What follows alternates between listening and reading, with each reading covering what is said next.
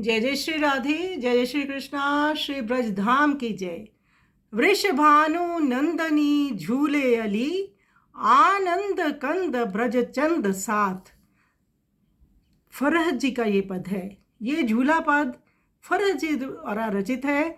फरहत जी के इस पद को भजन संग्रह में उत्तम स्थान मिला हुआ है।